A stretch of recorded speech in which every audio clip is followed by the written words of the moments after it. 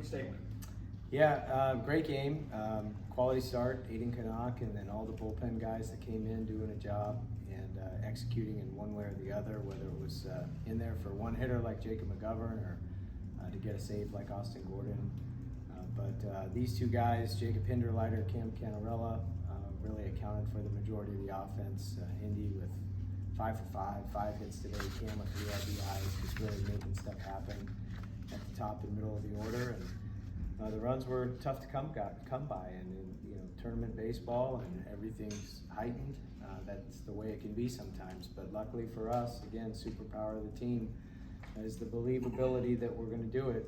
And where we've played so many close games this year, this has helped us in games like this because we're very comfortable in one-run games. So proud of our guys, proud of them for staying in the winner's bracket, but we know the job's not done and we'll need to finish it off tomorrow.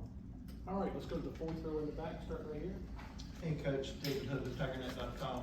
Your bullpen, a lot of people talking about it heading into the postseason, but now, so 3 straight games if you consider, what happened at the end of Louisville where the bullpen's really pitched well. What have you seen out of those guys? Has there been any difference? We really like our bullpen. We've liked our bullpen all year, and much like hitting, you go through some peaks and valleys, and it doesn't mean you all of a sudden say the bullpen's no good. It's just because you have a rough stretch there. But they have been excellent in stepping up. If we had a starter that didn't go very long, or if they have a job like yesterday or today where they're putting zeros up, when it means the most. Yesterday we had 3 guys, Garrison, Malstat, and Gordo, 7, 8, 9 put zeros up. That was huge. And then today, outside of the first hitter who hit the home run off Malstat, I thought he just settled right back in and did what he needed to do. And we had to pitch out of jams. And McGovern, he's not a freshman anymore; he's a sophomore and making a big pitch. So we're again, it's a process of figuring out the exact roles, but we really like our bullpen. It's been a weapon for us. Certainly helps when Tristan Smith and Aiden Canuck pitch like they have, where you can shrink the bullpen. But yeah, very pleased with the efforts that we've gotten on the back end for sure. All right, let's go to the front row, and then we'll go to the back to the cameras. Cam Trevor Groves, CUTigers.com. You're visibly upset last night when they intentionally walked you there. Were you surprised that they decided to pitch to you in the 7th when you hit that go-ahead single? It's baseball. I'm just trying to get on base for my teammates so we can win the game.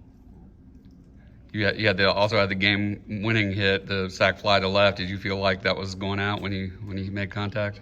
Yeah, at first I thought it was going out, but just got the RBI. All right, let's go to the back, and then we'll come up here to the front for the next question. Brandon Dunn, ABC 15 Cam. How much fun was it tonight to go up against Coastal and some of those guys that you played with, being from Hartsville in that area, just having the game you had against Coastal? Coastal's a good team. I know a lot of people on that team, and we just battled tonight, and we're just gritty at the plate and on the mound, and AK had a good game, and Hindy had a good game. All the guys had a good game, and we're gonna win tomorrow. All right, let's go here and then back to the front row. For both players, how uplifting was that strikeout by McGovern there? Just to kind of get you guys ready to go in that 9th inning. It was a tie ball game, and the crowd was getting into it. It was 2-strike count, and he threw the curveball, and everybody got wild. And like EB said, the crowd's the 10th man, and that's what we needed.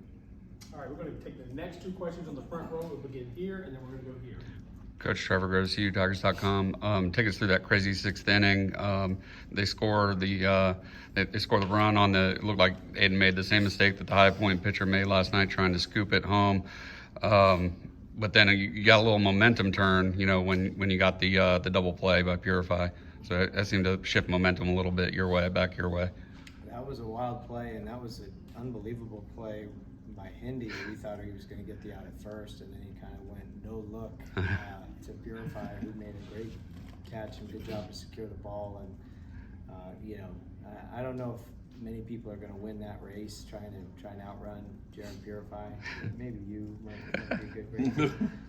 But we knew he was going to run him down, and JP had that look in his eye, and he was not going to give the ball up. He was going to chase him down. But that was a big play, big moment in the game. Runner on third, and to escape. And there were so many jams like that. The sixth inning, but it seemed like throughout the game, where just a bounce here or a bloop here or anything could have changed the outcome. So it was a big play, great play by Hindy though to initiate the start of that. I was going to follow up with that and ask you if your heart was in your throat a little bit when you saw him try to make that glove flip. I mean, right after Aiden did it unsuccessfully. Yeah, your instinct is to start to yell no, and then you're like, okay, yeah, good play, good job. But that's what we want. We want guys to play out there like it's a playground and improvise and play mentally free and go for the no look glove flip. Screw it. I mean, if we're going to be champs and if we're going to advance, we got to go for plays like that. So these guys have heard from day one, to treat the field like a playground and go for it and make plays and test your limits and feel free to make mistakes. And it's fun to watch them make those plays. All right, the next 4 questions, we're going here to the front, then we're going to row 4, then row 2, and then back up here. So stay in order.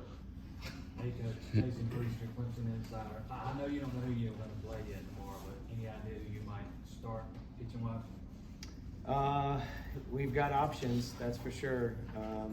We'll have to get together as a staff and figure it out, but I don't know if we'll take a look at who we're going to play and determine that, or if we're just kind of see how it matches up. But we have options, guys who started for us in the past, whether it's Darden or Barlow or Ren McGovern back out there or someone else. But feel good about who we're going to throw, and then feel good that our offense is going to take a breath and come out. We haven't had a crooked number inning yet. We've only scored single runs, and I have a good feeling our offense is going to come out swinging tomorrow. All right, let's go to the back row. Hey, David Hope with TigerNet. Jacob, you're sitting here and never really have this change of expression, but you get excited out there on the field. And I got the feeling, is this, one of the reasons that you chose a place like Clemson to play in games like these and to have these moments? Yeah, absolutely. It was a huge part of the decision, and talking to Coach Bakich, it was really easy to get fired up about playing here and the environment and how much it means to the community and the school. So seeing, us succeed in games like this so far has been just awesome.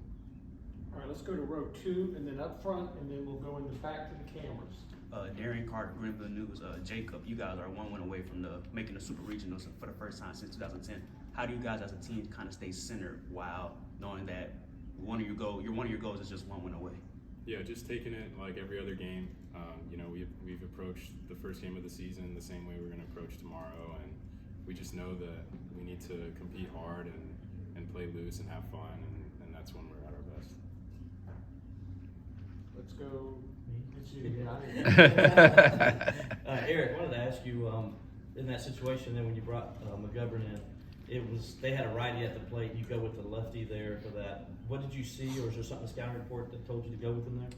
Coach Bellinger was convicted, and he wanted to it. He was just, he had watched a lot of film and felt like that was the right matchup. And, we all saw what McGovern did last outing and just had a lot of confidence with, 3 pitches for strikes and just what Coach Bellinger saw on film that was a good matchup in our favor, and fortunately it worked out. All right, the next 2 questions are going to the cameras. We'll start with WYFF. Hey Coach, Chase Justice, WYFF News 4. This was Aiden Canuck's 10th outing this year, holding the opposing team to 2 runs or fewer. Is this just what you've come to expect out of the freshman, even in this stage when the lights are shining as bright as he's probably never had to play in front of? I don't think you can say expect. I mean, it's a luxury item to have a freshman or any pitcher like that is a first team all conference type of pitcher, and I think it's more of just an appreciation of how he goes about his routine and his preparation to put himself in a position to be that consistent.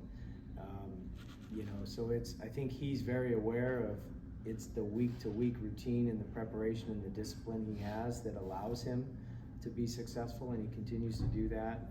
And so it's a great example to all the pitchers and really all the players about just continuing to march on and stick with the routine and put yourself in a position to have success. But we certainly wouldn't be where we are without him, and he's meant an awful lot to this team. All right, let's go here on the left. Nikki CUTigers.com, Coach, you mentioned Thursday that you wanted the fans to show up and bring the energy this weekend. Did they meet your expectations tonight? And then for both the players, what's it like to play in this type of atmosphere? Well, they are bringing it, and we're not done. And so we as coaches, players, and a team need to finish the job, and fans, let's do it too. Let's put an exclamation mark on this, and we're happy with the first 2 games, but not satisfied, and want the fans to feel the same way, and be the loudest and the most energetic and the most level 10 they have been yet, and we will too. All right, we've got 3 questions remaining. We're going to go here to John, back to the camera, and then finally up front. Thank you. John Blau, Post Guard Jacob. Just want to go back to the backhand flip. Have you ever done that in a game before? And kind of what's the thought afterwards? Like, did I just do that, or what are you thinking? Yeah, I'd say, so including Summer Bowl, that's the 3rd time I've tried it. I was 1 for 2 going into today. I did it my sophomore year at NC State when I was at Davidson, and I came back into the dugout, and our head coach was like, "Hey, really nice play, but don't ever do that again." And I don't know, in the moment I just felt like I could get the out at second base, which was going to be huge, and then JP made a huge play by, the guy coming off of first base, and he went and got him for the double play, so I felt like that was just a huge shift for us. All right, let's go in the back. Coach, what do you think has been the biggest improvement in terms of Austin Gordon in his preparation this year compared to last year? What he's done for you guys in that closing role? Well, to be a good closer, it takes a certain physical skill set, and it also takes a certain mental skill set. And a good closer physically has to have stuff. You got to get swing and miss because you're going to need strikeouts. You got to throw strikes because you can't walk people in close late games, and then you got to be able to field your position and be a good athlete if it's a bunt situation. And Austin Gordon is elite at all 3 of those. But then it takes a mindset more than anything of just a fierce competitor who is just in attack mode and thrives in those close, tight games. And in Austin, that was a really just an incredible adjustment of where, as a starter, it wasn't. He's been a starter and he's been a good starter, but he's really thriving in this role at the back end. He can impact multiple games in a weekend. And I think he's got a very bright future in these short stints, just given his physical skill set and the mentality that he has. He could be a guy that he'll make another jump. He already throws up to 97, but wouldn't be surprised if that kid's in the big league someday throwing 100 with just nasty, nasty stuff. All right, let's wrap it up here. Final question in the front. I was going to ask you about Austin also, but I guess instead I'll ask you, you said earlier that you felt like this offense is getting ready to explode. Just 8 runs in these 2 games, no home runs after a streak of 14 straight games with home runs. But that being said, the common axiom is that in Omaha you can't win relying on the home run ball. Is it good to see that you can win in other ways? Absolutely. I mean, we haven't been reliant on exclusively to the home run all year. We've had to bunt or steal or string quality at bats together. That'd be nice to get some home runs, but I think it's a credit to both just the environment and but also the pitching. We're seeing everybody's good. I mean, it's just these are the best 64 teams in the country. Everybody's good, and we're getting everybody's best performance. This is an awesome regional with 4 really good teams, and they're here for a reason. So I think tournament baseball be great just to sit back and hit a bunch of homers, and I hope we do tomorrow. But when you don't, you need the 2-out RBI, or you need to move a guy over and get a guy in and get a couple of sac flies like we got today, then we'll do that too, as long as we pitch and play defense. And that's been the number one thing these first 2 games is we've really pitched and played defense at a high level. All right, thank you, gentlemen. Thanks, guys.